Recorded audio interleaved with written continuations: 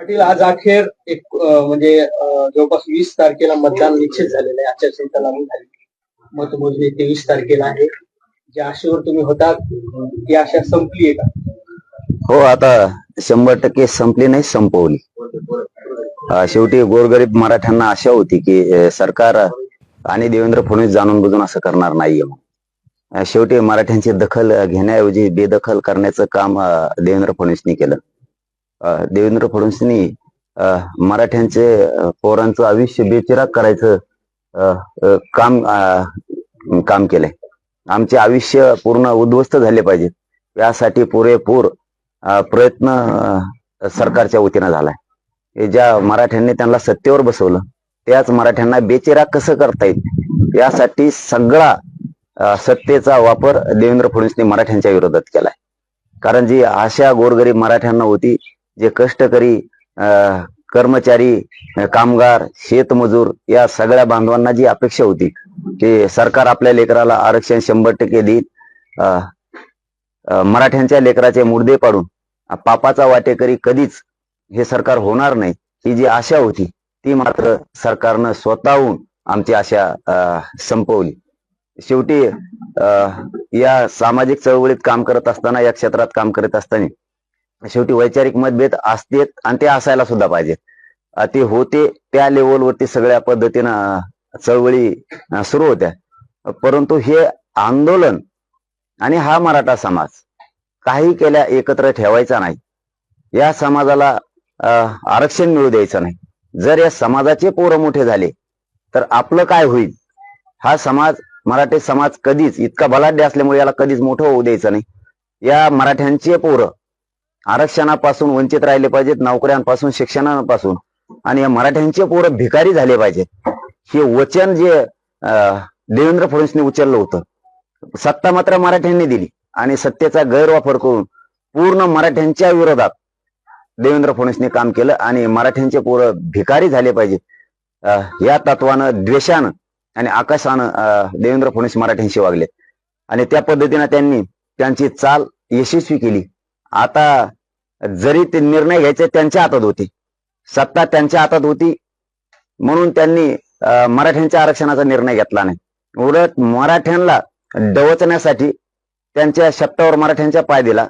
मराठ्यांच्या मुद्दाम नशिबाला हात घातला त्यांनी की यांचे मुर्दे कसे पडतील या हिशोबाने आमच्या नाकावरती टिचून त्यांनी ओबीसीच्या 17 जाती आरक्षणात घातल्या, पण मराठ्यांचं आरक्षण दिलं नाही.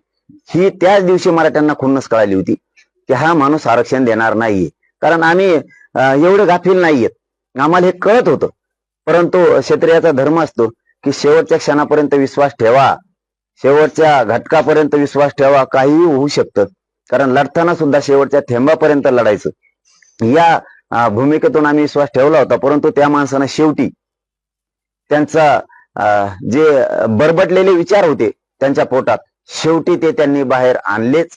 शेवटी मराठ्यांचे आचारसंहिता लावून त्यांना जे वाटोळ करायचं होतं ते केलं. आम्हाला त्याच दिवशी त्यांनी खुन्नस दिली होती की मी या 17-18 जाती ओबीसी आरक्षणात घालतोय, आम्ही मराठ्यांना मोजत नाहीत, आम्ही मराठ्यांना गिनीत नाहीत, मराठ्यांची दखल सुद्धा घेत नाहीत आणि आम्ही मराठ्यांना बाजूला ठेवून सत्तेवर बसू, पण मराठ्यांचं वाटोळं करू. आणि त्यांनी ते सिद्ध करून दाखवलं की आज मराठ्यांचं वाटोळं करण्यासाठी देवेंद्र फडणवीसांनी सगळे डाव टाकले, सगळे षड्यंत्र टाकलेत. परंतु शेवटी मागण्या मान्य करायच्या की नाही करायचे हे तुमच्या हातात होतं, कारण सत्तेत तुम्ही होतात. पण आता मतदान, मतं द्यायचे की नाहीत हे आता मराठ्यांच्या हातात आहे. तुम्ही आमचे लेकरं भिकारी बनण्यासाठी सगळी शक्ती लावली.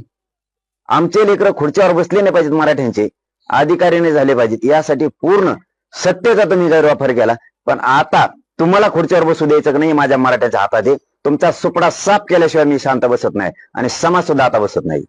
मराठा समाजाला सत्तेच्या बाहेर ठेवून सत्ता हस्तगत होऊ शकते, हे जे लॉजिक आहे त्यांचं ते पूर्ण होऊ शकतं का? कधीच नाही, कधीच नाही. त्यांच्या 17 पिढ्या जरी आल्या तरी या महाराष्ट्रात मराठ्यांना बाजूला ठेवून ते कधीच सत्तेवर येऊ शकत नाहीत.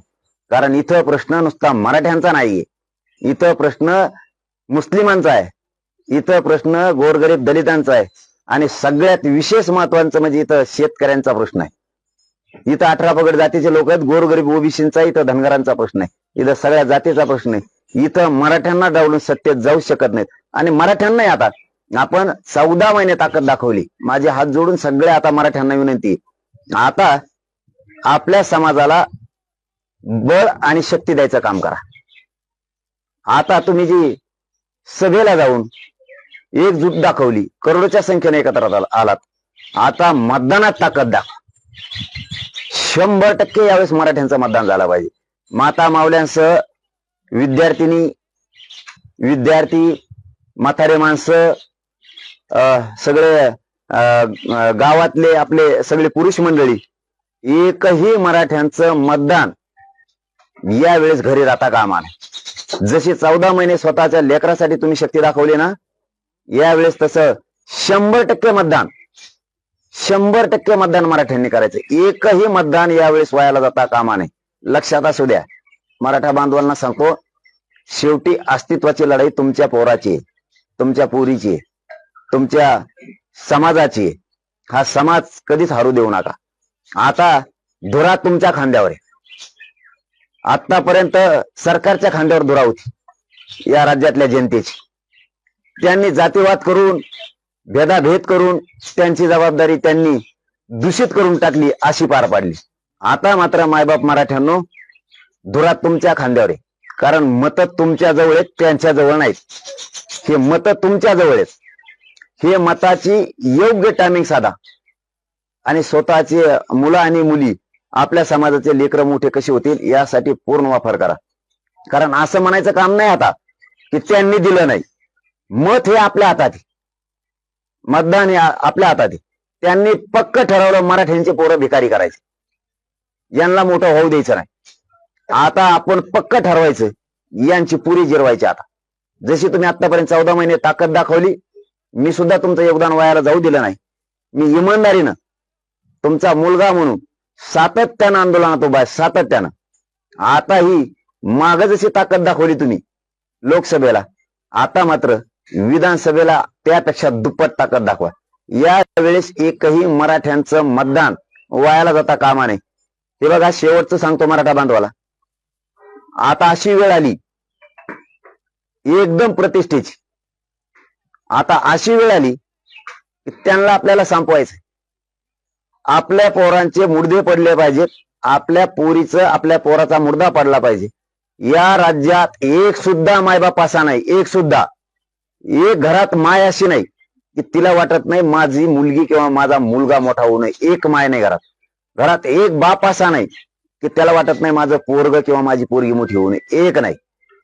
एक भाऊ असा नाही की त्याला वाटत नाही की माझी बहीण मोठी होऊ नये. आणि या राज्यात एक बहीण अशी नाही की तिला वाटत नाही माझा भाऊ मोठा होऊ नये. प्रत्येक माईला वाटतंय की माझी मुलगी, माझा मुलगा मोठा झाला पाहिजे. आणि नेमकं जी लढाई आपण मुलं मोठं करण्यासाठी करतोय, त्याच लढाईत या सरकारनं जाणून बुजून आपला अपमान केलाय, जाणून बुजून आपल्याला हिणवलंय, आपल्याला बेदखल केले, आपली दखल घेतली नाही. मुद्दाम आपल्यावरती, आपल्याला विरोध म्हणून, आपल्याला खुन्नस म्हणून त्यांनी आपल्या विरोधात जाऊन ओबीसीच्या 16-17 जाती आरक्षणात घातलेल्या. ही आपल्यासाठी सगळ्यात मोठं त्यांनी दिलेलं चॅलेंज आहे. त्यामुळे हे आरक्षण देत नाहीत. त्यामुळे आपल्याला आता आपल्या मुलाच्या बाजूने राहावं लागणार आहे. तुम्ही ठरवायचंय आता, तुमचे मुलं मोठे करायचे, तुमची मुलगी मोठी करायची, तुमचा जात मोठी करायची, का तुमच्या पक्षाचा आमदार आणि मंत्री मोठा करायचा. हे बघा, तुमची मुलगी आणि तुमचा मुलगा आज मरण यातना, नरक यातना भोगतोय. त्याचा आक्रोश आहे. त्याला आरक्षण पाहिजे, त्याला शिक्षणात मोठं व्हायचं, त्याला नोकरीत मोठं व्हायचं. म्हणून मायबाप कष्ट करतायत तुम्ही स्वतः. आणि त्याच लेकराचं स्वप्न साकार होऊ नये म्हणून तुमच्या लेकराचा आक्रोश सरकारनं जाणलेला नाही. त्यांना तुमचे लेकर मेले तरी देणं घेणं नाही, तुमच्याकडे जमिनी नाही राहिल्या तरी देणं घेणं नाही. फक्त त्यांचा एकच पण मांडलाय त्यांनी की मराठ्यांना आरक्षण द्यायचं नाही. ही त्यांचा पण आहे. आणि आपला पण असा आहे मराठ्यांचा की माझी मुलगी, माझा मुलगा मोठा झाला पाहिजे. आणि त्यांनी नेमकं मराठ्यांचे पोरं आता श्रीमंत होण्यापासून रोखलेत. त्यांना मराठा आणि मराठ्यांचे पोरं भिकारी करायचे. आता वेळ तुमच्या हातात. तुम्ही आता तुमच्या लेकराचा मुर्दा पडता असताना तुमच्या मुलीच्या, तुमच्या मुलाच्या, तुमच्या जातीच्या मानेवर कुऱ्हाडी नावारं सुरू केलेत. त्यांनी तुमचा घात करायचा ठरवलाय. सामाजिक, राजकीय, शैक्षणिक सगळाच. तर या ठिकाणी तुम्हाला आता मराठ्यांना जागा होणं गरजेचं. मी सांगतोय म्हणून नाही. तुम्ही भाजपमध्ये असाल, तुम्ही काँग्रेस शिवसेनेत असाल, तुम्ही कोणत्या पक्षात असाल, फक्त आज संध्याकाळी आपण आपल्या लेकराला जवळ घेऊन बसा आणि आरक्षणाची किंमत विचारा. मग तुम्हाला कळेल की माझ्या मुलीला आणि माझ्या मुलाचं वाटोळं करणाऱ्याला मी मतदान का द्यायचं. तुमचा निवडून दिलेला आमदार, तुम्ही केलेला मंत्री, तुम्ही बसवलेला देवेंद्र फडणवीस या माणसानं तुमचे मुलं आणि तुमच्या मुली संपवायचं ठरवलंय. मग अशा लोकांना जर तुम्ही मतदान करणार असाल किंवा निवडून देणार असाल तर तुम्ही स्वतः तुमच्या मुलाचं, तुमच्या मुलीची अग्निपरीक्षा बघताय. तुम्ही स्वतः तुमच्याच रक्ताच्या लेकराची, तुमच्या सोन्यासारख्या लेकराची, ज्याला आपण माझ्या जीवाचं काळीज म्हणलं जातं, ज्या लेकराला आपण तर हाताच्या फोडापेक्षाही जास्त सांभाळे, जी यावेळेस पाऊस वारा आला, ऊन आला, गाडी झाल्या, मोठमोठ्याले पूर आले, त्यावेळी छत्री जर नसेल तर तुम्ही आईनं लेकराच्या डोक्यावरती पदर धरलाय, त्याला ऊन लागू नये, त्याला पाऊस लागू नये म्हणून. ते लेकरं सरकारनं उन्हात टाकायचे ठरवले. तुम्ही मराठा समाज समजून घ्या. तुम्ही भावनिक होऊ नका की महानेता, महापावना, महापक्ष तुमचे लेकर आहेत, तुमची जात आहे. ज्या माय माऊलीनं, ज्या बापानं स्वतःच्या पायाला चप्पल घेतली नाही पण लेकराला चप्पल घेतली, स्वतःला कपडे घेतले नाही पण मुलाला शिक्षणाला जाताना कपडे घेतले, आई बापानं कधी डोक्याला तेल लावलं नाही पण लेकराला तेल दिलं, स्वतः कधी पावशेरभर चिवडा खाल्ला नाही पण लेकराची शाळेत फीस भरली, त्या लेकरांना आयुष्यातून संपवण्याचं काम सरकार करायला लागले. ज्यावेळेस तुमचे लेकर आता संकटात सापडलेत त्यावेळेस तुम्ही लेकर मोठे होण्यासाठी योग्य टायमिंग साधून, हीच आता योग्य वेळ आहे की 5 वर्षे बोंबलत बसण्यापेक्षा, 5 वर्षे लोकांच्या दारात जाऊन हात पसरण्यापेक्षा, हे द्या, हे द्या, हे द्या म्हणत बसण्यापेक्षा आता मराठ्यांसह सगळ्या जाती धर्मातल्या लोकांनी गोरगरिबांची लाट आली याच्या सहभागी होऊन आपल्या लेकराच्या बाजूने उभा राहिलं पाहिजे.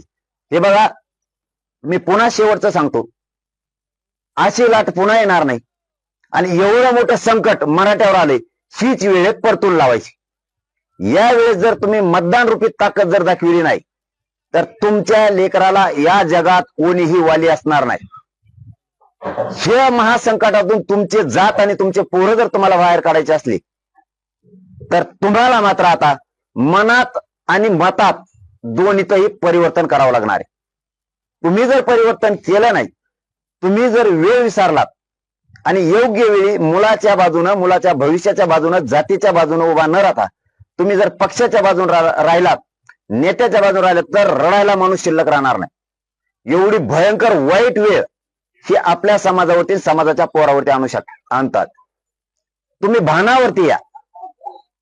माझं भाजप, माझं काँग्रेस, मग शिवसेना, मह अमक, मह तमक, राष्ट्रवादी करीत बसू नका. देवेंद्र फडणवीसांनी पुरेपूर मराठ्यांचा कार्यक्रम लावला आणि तो त्याच्यात यशस्वी सुद्धा झाला. ज्या मराठ्यांनी त्याला 106 आमदार निवडून दिले त्या जोरावरती सत्तेचा गैरवापर करून मराठा संपवायला तो यशस्वी झाला. मराठ्यांच्याच हाताने सत्तेत गेला पण गोड बोलून गेला. मराठ्यांना हे माहित नव्हतं 106 आमदार निवडून दिल्यामुळं हे तिथं जाईल आणि आपल्यावर एवढा उलटल, एवढी वर टंगडी येऊ करल, हे मराठ्यांना स्वप्नात सुद्धा वाटलं नव्हतं. म्हणून तुम्ही त्यावेळेस मराठ्यांनी निवडूनही दिले असत. पण आता पोरं एवढे संकटात सापडलेत की भयानक, शेतकरी प्रचंड संकटात सापडलाय. जर या संकटातून मराठ्यांना बाहेर काढायचं असलं तर आता मात्र तुम्हाला मताची शक्ती दाखवायला लागते. तुम्ही आता आंदोलनात शक्ती दाखवली. तुम्ही एकही आंदोलन, एकही सभा फेल होऊ दिली नाही आतापर्यंत. तुम्हाला सल्यूट आहे. असा मायबाप समाज पाठीच्या असल्यावर माझ्यासारखं लेकरू जीव गेला तरी मागे सरकणार नाही तुमच्यासाठी. म्हणून सांगतोय, आता अशी वेळ आली, मत हे कुठं आणू शकत नाही.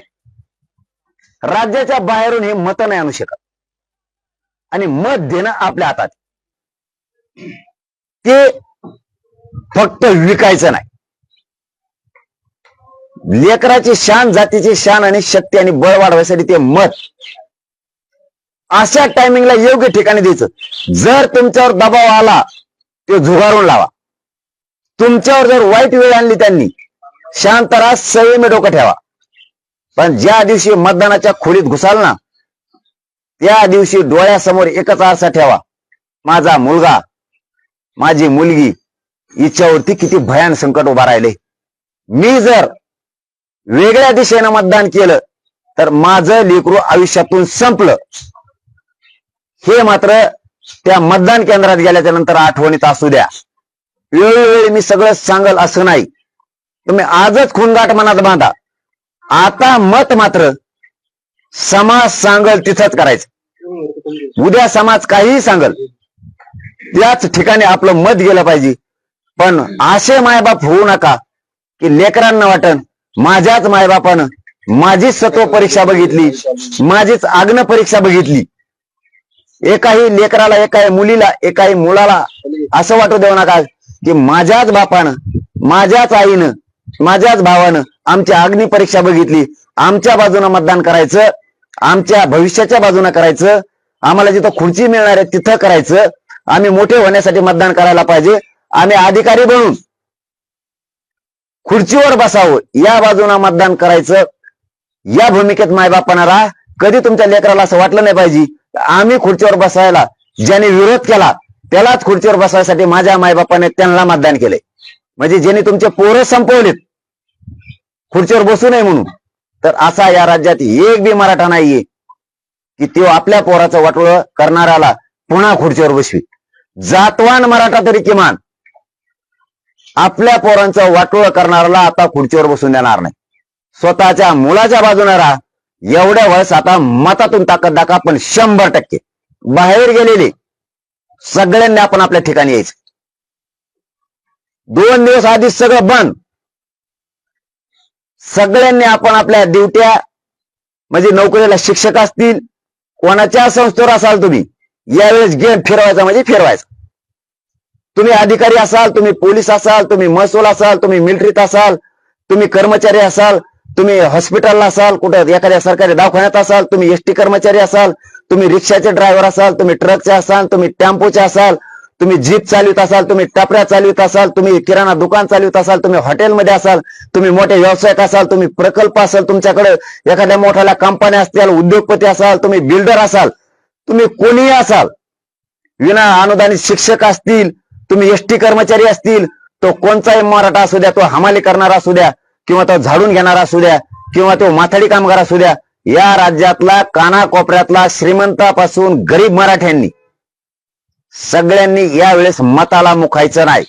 श्रीमंत मराठ्यांनी घरात मतासाठी बसायचं नाही, अजिबात बसायचं नाही. मी कसा लाईनीत लागू, मी लय मोठा आहे, मी लय श्रीमंत आहे, मला लय ऊन लागत आहे, उन्हात घाम कसा आहे. श्रीमंत बाहेर पडला की गरीब बाहेर पडत असतो. श्रीमंताचा आदर्श गरीब घेत असतो. आणि जर हे श्रीमंत बाहेर पडला नाही तरी मराठ्यांना सांगतो त्या दिवशी सगळ्या मराठ्यांचं काम बंद. पूर्ण मराठ्यांचं काम बंद आदल्या दिवसापासूनच. मतदानाच्या आदल्या दिवशी काम बंद. मतदानाची पुऱ्या पेट्या बांधून देईपर्यंत मराठ्यांचं काम बंद. एक गठ्ठा एका जागेवर शांततेत सगळ्यांनी राहायचं. अजिबात चल बिचल होऊ द्यायची नाही, गडबड करायची नाही. आज इतकं प्लॅनिंगने डाव टाकायचा होता की देवेंद्र फडणवीसला हसाव का रडाव हे कळालं नाही पाहिजे. इतकं प्लॅनिंगनं, इतकं मॅनेजमेंट चांगलं करायचं की त्या आपल्या गेम प्लॅन मध्ये तो पक्का गुंतला पाहिजे. आता इतकी जबरदस्त प्लॅनिंग करायची. त्याला काय कॅम्पेनिंग करायची तर करू द्या. इतकं सडेतोड आणि निर्भीड राहा. फक्त माइंड निवडणूक पार पडूस शांत ठेवा. आपल्याला डोळची ते संयम बाळगा. फक्त शांतता. आचारसंहितेचा भंग नाही झाला पाहिजे. लोकशाहीचे सगळे नियम असतील ते सगळे पाळायचे. फक्त शांत राहा आणि एक गठ्ठा राहा. मुद्दाम उचकवतील. अगोदरच्या दिवसापासून तर मतदानाच्या पेट्या जाईपर्यंत एकाही मराठ्यांनी चलबिचल करायची नाही. व्यवस्थित ठरल्याप्रमाणे घराघरात मराठ्यांच्या पोहोचलं पाहिजे. मराठ्यांच्या श्रीमंतांपासून गरिबांपर्यंत, बांधावरती शेतात काम करणाऱ्यापर्यंत योग्य विषय गेला पाहिजे. गडबड करायची नाही. हे काम फक्त 4 दिवसात होऊ शकतं. गावातल्याच पोरांनी गावातच व्यवस्थित प्लॅनिंग करायची. 4 दिवसात गाव डेव्हलप होतं. आता तर 30-40 दिवस आहेत काहीतरी. हे खूप झाले. खूप येते. आपण आपल्या गावच्या घरापर्यंत कसं जायचं? शांत माइंड ठेवून जायचं. गाई गडबडीत पुन्हा चिखलात समात फसता कामा नाही. इतकी प्लॅनिंग चांगली करायची. फक्त त्या प्लॅनिंग प्रमाणे चालायचं. पुढे तुम्हाला सगळ्या टप्प्यावरती सगळी माहिती दिली जाणार आहे. जसे जसे टप्पे पडते त्या टप्प्यावरती योग्य तुम्हाला प्लॅनिंग देऊ. फक्त तेवढ्या टप्प्याने सगळ्यांनी चालायचं. बारकाईनं कानोसा ठेवायचा. माहिती काय आली आणि काय करायचं. कोणी काय सांगितलं चलबिचल व्हायचं नाही. पूर्ण खात्री करायची. हा निरोप योग्य आहे का? हा निरोप तिथूनच आलाय का? मध्ये कोणी काही फाटे फोडले, काही केले, विश्वास ठेवायचा आणि चलबिचल करून अर्धे इकडं अर्धे इकडं करायचं नाही. कोणी काही सांगितलं बी अमुक प्लॅनिंग झाली आणि अमुक बदलली, अजिबात चलबिचल व्हायचं नाही. संध्याकाळपर्यंत पुरी खात्री करायची. दिवसभरात खात्री करायची. नंतर पाऊल उचलायचं. गाई गडबडीत कसलाच निर्णय कोणीच घ्यायचा नाही. पण मराठ्यांना दिलेलं चॅलेंज मोडून काढायचं म्हणजे काढायचं आणि ते तुमच्या हातात आहे. लोकसभेला तुम्ही अशाच पद्धतीनं भूमिका घेतली होती. त्यामुळं भाजपच्या माहितीच्या जागा ज्या आहेत ते लोकसभेला कमी आल्या होत्या आणि महाविकास आघाडीच्या जागा ज्या वाढल्या होत्या. यावेळेला तुम्ही अशीच भूमिका घेताय की भाजपच्या विरोधामध्ये, मग पात्र महाविकास आघाडीच्या जागा वाढतील की विधानसभेला? अगोदर आता आमची बैठक होणार आहे. कोणाच्या वाढायच्यात, कोणाच्या कमी करायच्यात, कोणाला कुठं बसायचं आणि कसं फरफटत न्यायचं ते आता आम्ही ठरविणार आहे. आता ती बाजू आमच्यावर आहे. आम्ही आमची शान वाढवणार आहे, शान घालणार नाही ना. कोणाला वाटतं माझ्या पोटच्या लेकराला, सोन्यासारख्या लेकराला इतके वाईट दिवस यावात आणि सरकारने इतके वाईट दिवस आणावं, असा कोणची माय घरात आहे किंवा असा कोणचा बाप घरात आहे की त्याला वाटेल माझ्या लेकराची फरफट व्हावा म्हणून आणि डोळ्यात देखता. आता सामना मैदानात आमच्याशी. आम्ही आता बैठक घेणार. आम्ही ठरवणार करायचंय काय.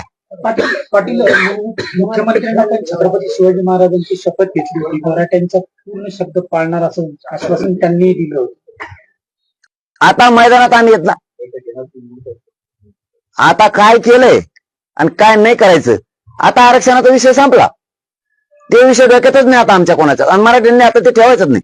आता डोक्यात यांनी आपली जिरविली नाही, यांची कशी जिरवायची एवढंच आपल्या डोक्यात आहे. यांना गुलाल लागू द्यायचा नाही हे आता आपल्या डोक्यात. आपल्या लेकराला गुलाल न लागून देण्यासाठी सगळे डाकू एकत्र झाले होते टोटल. यांची कशी जिरवायची ते आता आपण ठरवायचं. कारण आपण 50-55% कोण कुंकड जात नाही, येत नाही, काय नाही, काही टेन्शन घ्यायचं नाही. वेळेवर जरी एखादा माणूस आपला इकडे तिकडे फिरत असला तरी वेळेवर तो त्याचा गेमच करणार. कारण असं बऱ्याच जागेवर सिद्ध केलेलं मराठीने. तो टायमाला त्याचा गेमच करणार जरी फिरला तरी इकडे तिकडे. शक्यतो कोणी फिरूच नका ही माझी मराठा समाजासाठी तुम्हाला हात जोडून विनंती, पाया पडून सांगतो. मराठ्यांनी मराठ्यांच्या लेकराच्या बाजूने उभा राहून एवढ्या वेळेस मराठ्यांची शान वाढवा. आपल्याला ही गरज आहे आता मुलं मोठं करण्याची आणि मराठा समाज सज्ज झाला. सरकारनं जो गुलाल उधळला होता त्या मराठ्यांचा अपमान केला. हो, मी त्याच वेळेस सांगितलं तुम्ही गुलाल उधळू नका. तुम्हाला उधळायचं असेल तर त्या गुलालाचा अपमान होऊ देऊ नका. ठीक आहे, त्यांना करूही दिलं नसेल काम. कारण खूप आकर्ष आहे मराठ्यांच्या बद्दल. फडणवीसांच्या डोक्यात प्रचंड आकर्ष मराठी संपवायचे आहेत. ज्या जाती आरक्षणात जाणार नाहीत त्या घातल्यात. अनेक बरेच चाळे झालेत, बरेच कुठाने केलेत. पण ठीक आहे, आता तो आरक्षणाचा विषय आता त्याच्यात वेळ घालून उपयोगच नाहीये. आता सामना मैदानात. उगाच आता मैदानाचा सामना करायचा सोडून तिसऱ्याच विषयावर बोलायचं त्याच्यात वेळ आता घालण्यात मजाच नाही. निवडणूक झाल्यावर तो विषय आता तर काय, त्याच्यावर बोललं तरी मिळणार नाहीये आणि नाही बोललं तरी मिळणार नाही. त्यामुळे आरक्षणाच्या विषयात आता वेळ घालून उपयोगच नाही. आता या राज्यातला मराठा, दलित, मुस्लिम कसा मोठा होईल, या राज्यातला शेतकरी त्याचे कसे सुखाचे दिवस येतील, 18 पगड जातीच्या गोरगरीब 12 बलुतेदारांचे कसे प्रश्न सुटतील, आपण गोरगरिबाच्या कामी किती येऊत, आपल्याला जातीवाद होऊ द्यायचा नाही, सामान्याचे प्रश्न सोडवण्यासाठी आपल्याला काय करता येईल हे आपण आता करणं गरजेचं आहे. कारण SC STच्या जागा ह्या कशा आता मराठ्यांनी काढायच्यात, आमच्या विचाराचा कोण द्यायचा, कारण आमचा 50,000 1,00,000 असं मतदान तिथं आहे. त्या कशा द्यायच्यात, काय करायचंय, यावेळेस आपल्या विचाराचा माणूस कोण देऊन काढायचा आहे, कारण निर्णायक मतदान हे मराठ्यांचं आहे. हे आता आम्हाला सगळी आमची प्लॅनिंग सुरू होणार आहे, कारण त्याच्यात आता वेळ देणं गरजेचं आहे. आरक्षणाचा विषय काढून आता काय उपयोग नाही. मग ते काय होईल, लय मूर्खपणाचं लक्षण होईल. ती आता सामना वेगळा आहे. आता मैदान मारायचंय आता एकमेकाला. आता एकमेकाने दंड थोपडलेत आता एकमेकाच्या विरोधात. आता रणसिंग फुकलंय, त्याला काय आता लढाईला उतरायचं म्हणल्यावर म्यानाच्या बाहेर तलवार काढायलाच लागणार आहे. आता घोडा मैदानात जिंकायचंय तर आता सज्जता व्हायला लागणार आहे. दुसरे विषय काढून तुला लढाई कसं काय जिंकशील. आता ते विषय आता सामान्यांसाठी आपल्याला काय करता येईल, त्यांना कसा न्याय देता येईल, त्यांना त्यांची उंची 75 वर्षात गरिबांची वाढू दिली नाही. मग तो शेतकरी असेल किंवा 18 पगड जातीचा असेल, दलित मुस्लिम असेल, याची उंची या राज्यात कशी वाढत, या राज्यात त्याला मानाचं स्थान कसं मिळेल, त्याला सन्मानाची वागणूक या राज्यात कशी मिळेल, गोरगरीब शेतकऱ्याला सन्मान या राज्यात का मिळत नाही 70-75 वर्ष, त्याचा सन्मान कसा वाढेल त्या शेतकऱ्याचा, हे काम इथून पुढे करावं लागणार आहे. आणि त्यासाठी आताचा हा उठाव्यात आता जबाबदारी गोरगरिबावर येऊन थांबली. कारण काही केलं, तुम्ही हजारो करोड रुपये दिले तरी ही मत मात्र गरिबांच्या हातात. ती बैठक घेणार कधी अंदाज काही म्हणजे उद्याच्या तारीख डिक्लेअर करतोय मी. कारण हे अचानकच केलं यांनी या तारखाचं, आणि आज तारीख डिक्लेअर केली तर परत गडबड गोंधळ होईल. तुम्ही वारंवार म्हणत होता की मला निवडणुकीच्या त्याच्यात ओढू नका, मात्र सरकारनं आता तुम्हाला आज आचारसंहिता निवडणुकीच्या त्याच्यात ओढलेलं. चांगलं झालं, काय हरकत नाही. ते काय म्हणते ना, जो होता तो अच्छा होता, हो दे ना. आता मलाही दाखवून देईन जशी त्यांना कचका काय असतं ते. आता इथून मागे तसा दाखिला, आता असं दाखवतो.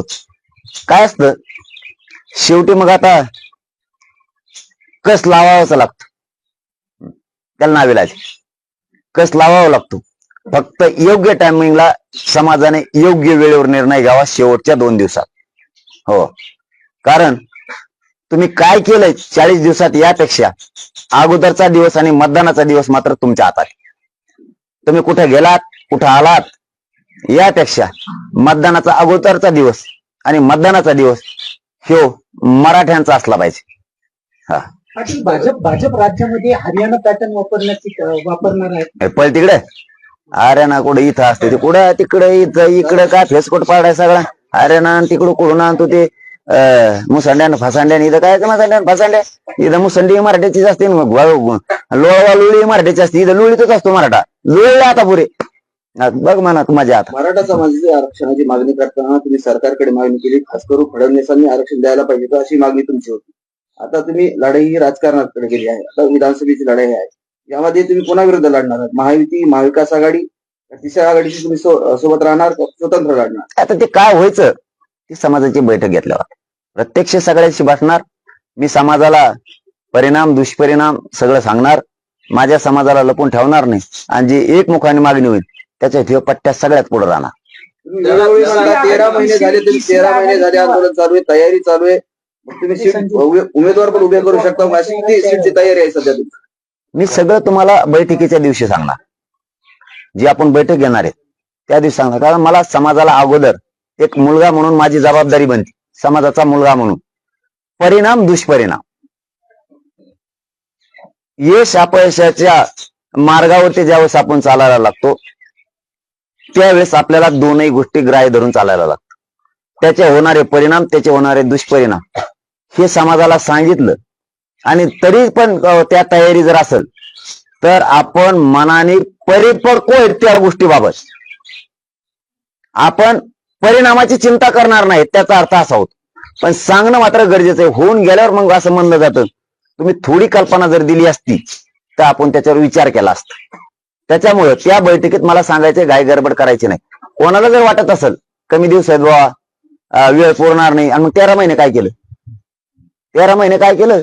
तयारी आहे म्हणून तर गेले गप्पा मागच्या कचाट्यात. तयारी हे सगळे काही नाही. भीती कोणाला असती? एखादा उमेदवार द्यायचा आहे आणि मग तो स्वच्छ चारित्र्याचा सापडून आणायला लागतो या पक्षावाल्याला, स्वच्छ चारित्र्याचा. मग त्याला ते मार्केटला बैल उभा करायचं ते, आणि मग म्हणतात गावात जाऊन की मी स्वच्छ चारित्र्याचा आहे, भ्रष्टाचार करणार नाही, सगळ्याचा विकास करीन. म्हणजे 75 वर्षापासून तेवढंच म्हणते ते, लाईट देईन, आरोग्य देईन आणि विकास करीन. तेच खड्डे आणि तेच डांबर आहे. तिथंच 72ला बसलेले पोल लाईटीचे आणखीन काढले नाही.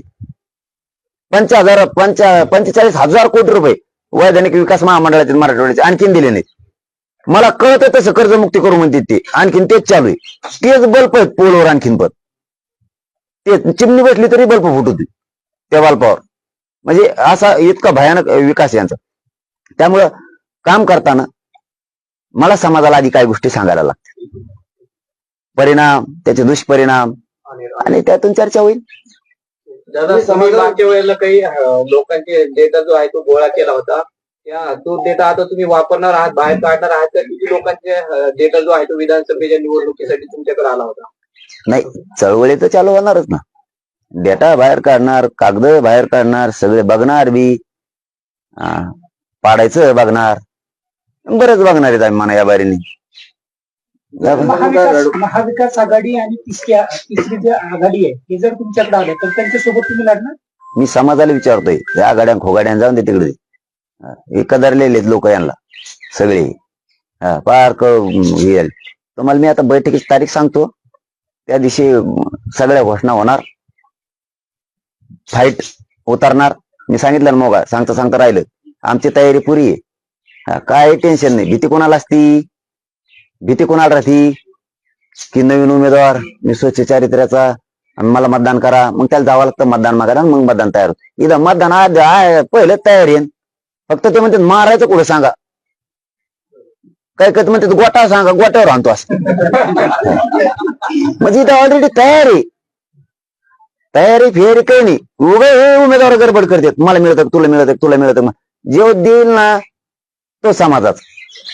परत का मध्ये उभा राहिला की समजा जे फक्त निवडून यासाठी आलं, राजकारण करायसाठी आलं, किंवा कोणत्या तरी नेत्याचा ऐकून आलता आपल्या, एक दिलाय तरी येणे अपक्ष फॉर्म भरलाय, म्हणजे त्याच्याकडे डुकून सुद्धा मराठ्याने बघायचं. पाहुणा असला तरी बी इथं पाहुणे रावले बघायला जातात तर स्वतःच्या लेकराचं वाटोळ करून घेणार, उभी जात संपल. इथं पाहुणा नाही, रावळा नाही, जो जातीचं काम करीन तो आपला. हे सगळ्यांनी ब्रीद वाक्य लक्षात ठेवायचं. जो जातीचं काम करील तो आपला.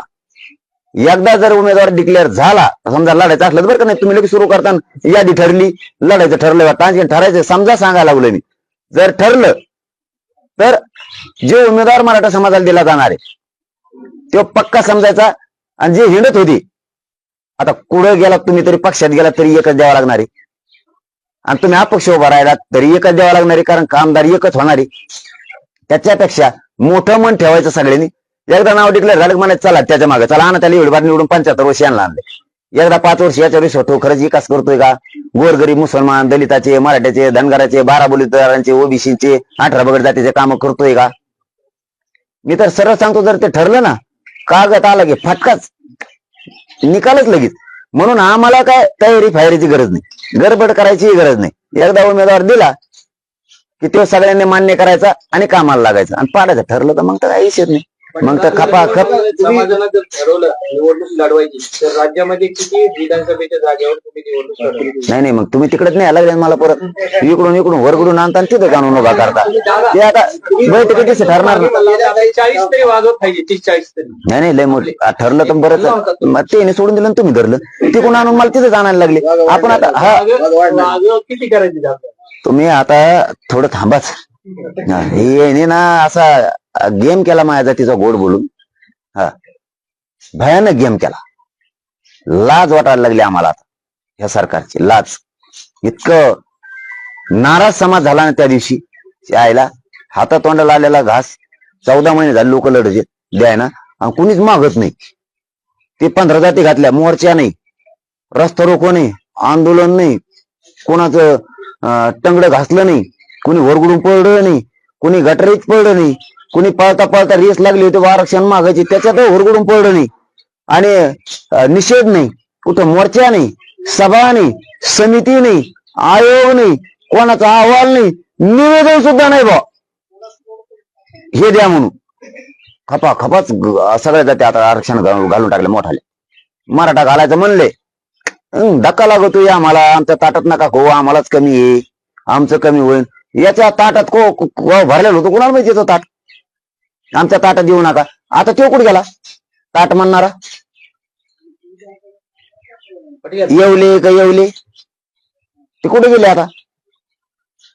कुठे आहे आता? की ओबीसी धक्का लागतो, गोरगरीब ओबीसी खाऊ नको, आमच्यात जेवू नको, गप बसला.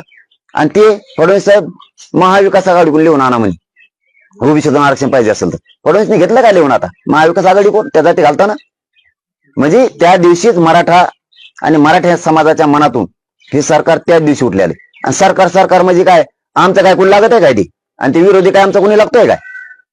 शेवटी आम्हाला आमच्या पोरांचं किती वाटलं झालं हे तर बघायला लागेल ना.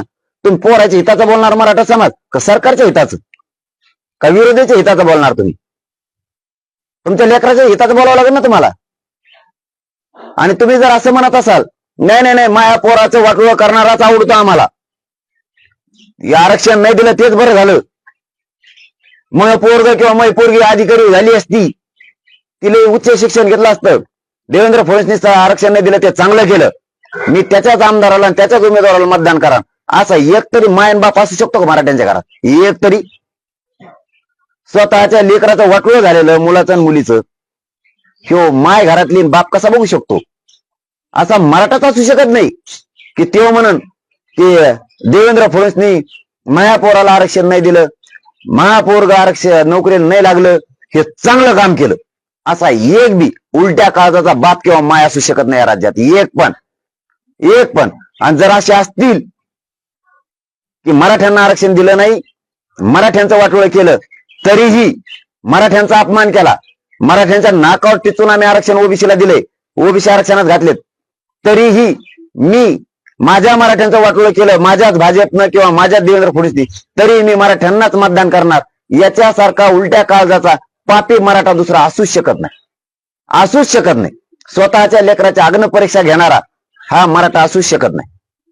राज्यात परिवर्तन झालं पाहिजे असे तुम्ही गेल्या अनेक दिवसापासून म्हणतात. हे परिवर्तन करण्यासाठी कुठल्या समाजाची मोड बांधणार आहात, कशी रचना असेल? नाही ते मला मोठी फिटी बांधता येत नाही. दलित हा ना, मग पण ते मला बांधता येत नाही, मोठी बांधता येत नाहीत. कुठं काही जण म्हणतात काय प्रस्ताव द्या आम्हाला, ते देता येत नाही आपल्याला ते मेळ जुळत नाही. आपलं ढोबळ कारभार असतो. हा, कचकुनी उभा राहा आणि सुरू. हे लफड्यात पडत नाही आपण, ते कुठाने मानगडीत त्या करण ते जमत नाही, जुळत नाही. सगळ्यांना सांगितलं गोरगरिबाची लाट आली, तुमची 75 वर्षाची अपेक्षा आहे, स्वप्न आहे, ते गोरगरिबाची उंची वाढली पाहिजे, त्याचा सन्मान या राज्यात वाढला पाहिजे. प्रत्येक जाती धर्मातल्या गोरगरिबाने हीच अपेक्षा केली की माझं दारिद्र्य कधी कमी होईल, माझं सन्मान या राज्यात असेल की नाही, माझं गाव सुधारण का नाही, माझा जिल्हा माझं राज्य सुधारेल की नाही, माझ्या शेतकऱ्यांना न्याय कधी मिळणार आहे का नाही. हे 75 वर्षापासून लोक ज्या गोष्टीची वाट बघतात ते मिळतच नाही. इथं फक्त 2च गोष्टी मिळतात, पैसा, भ्रष्टाचार, फोड आणि मध्ये टाक. मध्ये टाकलेला सोडून आण, उभा कर, त्याला पाडव, त्याचा नातू वर आण, आजा खाली घाल, पुतण्यावरून घाल. इथं नुसतं उलटच चालू आहे सगळं. लय मोठा गबाळ हाणलेला कोण आहे ते चोट्ट त्याला उभा करतात लई. ते चोट्ट कोणकडे पैसे नशित साड्या देत, आनंदाचा शिरा देतं दिवाळी दिवशी, ते चोट्ट तेल देतं, ते पांढरं फकाट पाडेल तेल, ते त्या वंगण टाकलेलं काही आणते, साड्या आण, कुठं पर्स आण, हे असं वाटीत बसतात आणि त्यांना आयुष्यात देते. आणि आम्हाला साड्या 1500 रुपये हे देत. या राज्यात कधीतरी खरा विकास होऊन, खऱ्या गोरगरिबाचे प्रश्न सोडून, अरे इथं साध्या दवाखान्याचा प्रश्न सुटत नाही. साध्या सरकारी दवाखान्यात जर गेलं, डॉक्टर एकीकडे पेशंट तिसरीकडेच, 5-5 दिवस एकत्र राहतात तिथं, तरी त्याला सलाईन लावलेली नसते. साधं ते होऊ शकत नाही शेतकऱ्यासाठी, गरीबासाठी. या राज्यात मोफत शिक्षण आणि आरोग्य सुद्धा मोफत मिळू शकत नाही. शेतकऱ्याला लाईट सुद्धा नाही मिळू शकत. 24 घंटे बिल भरायचं असून लाईट मिळू शकत नाही या राज्यात लाईट शेतकऱ्याला. म्हणून शेतकऱ्याला आत्महत्या कराव्या लागतात. या राज्यातल्या शेतकऱ्यांच्या आत्महत्या झाल्यात. त्यांच्या कुटुंबाला सुद्धा सरकारच्या खाजगीपासून सरकारी दवाखान्याचं एखादं पत्र देऊन कायमच्या त्या कुटुंबाला सुविधा नाही आहेत मोफत आरोग्याच्या. इथं ज्यावेळेस बापाला मुलीची फी भरायची ना, 50,000 रुपये जर भरायचे असले ना, तर 100 उंबरे झिजायला लागते त्याला. डोळ्यात पाणी येतं, पाणी. ही आक्रोश कधीच कोणी विसरायचं नाही पाहिजे. इथं नुसत्या गप्पा आहेत फक्त. डांबर बनवू, तुमचा रोड बनवू, तुमचं संडास बाथरूम बनवू, त्या संडासाचं सुद्धा खाते ते, त्याच्यात सुद्धा 300-400 रुपये होण्याकडे एका मागे. साध्या निराधारचा सुद्धा प्रश्न सुटत नाही यांना. निराधारचा साधा, ज्यांना कुणीच नाही, यांच्या पगार सुद्धा लागायला तयार नाहीत, त्यांच्या सुद्धा पैसे का देते. इथं गोरगरिबांना काहीच नाहीये. इथं जे स्वप्न डॉक्टर बाबासाहेब आंबेडकरांनी बघितलं होतं की SC STच्या जागेवर खरा SC STच गेला पाहिजे, कुठून तरी सापडून आणते त्यांचे दोघा करतात. जो ओरिजिनल जायला पाहिजे तो जातच नाहीये. म्हणजे जे खरा समाज, जो हे राज्य घडविणार आहे, देश घडविणार आहे, ते त्याच्यात बसतच नाही, त्याला बसूही देत नाहीत. हे फक्त दुसऱ्याला माइंड नाही, यांना डोकंच नाही, अशा स्वरूपाची भाषा करतात. स्वतः खूप यांनी काय लय मोठमोठ्याले PhD केले किंवा असे हे वरची वरच काही कधी आडोकड लावतात. कवाच शिकायला गेला नाही हो. कोण पदवी घेतात, काही कधी डॉक्टरच घेतात. असं टोप्या घाली ते झाला डॉक्टर. चालेल, परदेशी डॉक्टर नव्हते ते. आज डॉक्टर कसं काय झालं, तुम्ही वाकडी टोपी अशी घातली की झाला डॉक्टर. म्हणजे इथं हे चालतंय. इथं सरस असणाऱ्याला किंमतच नाही. असं राज्य यांनी घडवलंय. इथं गोरगरिबाचा हुशार असणाऱ्याला किंमतच नाहीये, त्याला तुच्छच लेखणार. इथं त्याचं पोरग, त्याची गाडी, त्याचा पुतण्या, तेच मात्र मार्केटला, त्यांनाच मात्र प्रतिष्ठा. बाकीच्यांना इथं सामान्याला प्रतिष्ठाच नाहीये. दारच उघड नसतं यांचं. का जर हात ठेवून जर गोरगरीब खरं बोलला ना, मंत्र्याच्या नामदाराच्या दारात सन्मानच नाहीये गोरगरिबाला, सन्मानच नाही. दारात उभा राहायचं आधीच विचारायला लागतं. ते बुंगरे ठेवलेले 2-4 ते PF हे ते गचपाणी कोडून आणले, त्याला आधी कागद लिहून द्यावं की तो साहेब सांगतात. साहेबांनी ठरवायचं मग त्याला भेटायचं का नाही. या राज्याची ही सत्य परिस्थिती. ज्या मतदारांनी, ज्या गोरगरिबांनी यांना मोठं केलं, त्यांनाच हीन वागणूक आहे या राज्यात. त्यांचेच कामं करत नाहीत, होतच नाही म्हणते, तर काय करावं, मग कशाला बसणार तिथं. म्हणून सर्वसामान्यांनी ही सर्वसामान्याची लाट आली गरिबाची, याच्यात सहभागी होऊन पुन्हा पुन्हा त्यांच्या दारात जाऊन हात पसरण्यापेक्षा योग्य टायमिंग साधायची आणि मतदानाच्या दिवशी आउटच करून टाकायचे, पुरे ठेवायचेच नाही. चलो, धन्यवाद. ABP माझा, उघडा डोळे बघा नीट.